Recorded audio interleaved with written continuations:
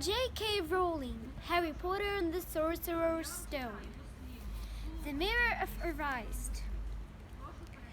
He had to try it now. He slipped out of bed and wrapped the cloak around himself. Looking down at his legs, he saw only moonlight and shadows. It was a very funny feeling. Use it well. Suddenly, Harry felt wide awake.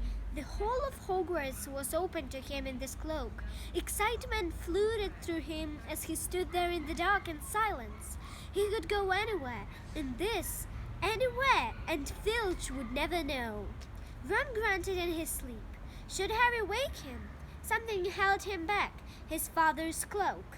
He felt that this time, the first time, he wanted to use it alone.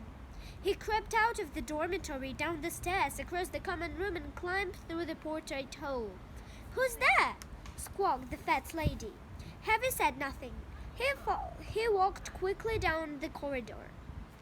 Where should he go? He stopped, his heart racing and thought. And then it came to him. The restricted section in the library. He'd be able to read as long as he liked, as long as it took to find out who Flamel was. He set off, drawing the invisibility cloak tight around him as he walked. The library was pitch black and very eerie.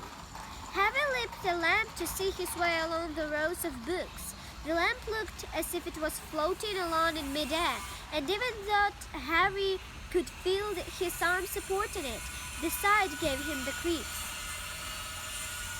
The restricted section was right at the back of the library. Stepping carefully over the rope which separated these books from the rest of the library, he held up his lamp to read the titles. They didn't tell him much. Their peeling, faded gold letters splattered words in languages Harry couldn't understand. Some had no title at all. One book had a dark stain on it that looked horribly like blood. The hairs of the back of Harry's neck prickled. Maybe he was imagining it. Maybe not. But he thought a faint whispering was coming from the books, as though they knew someone was there who shouldn't be.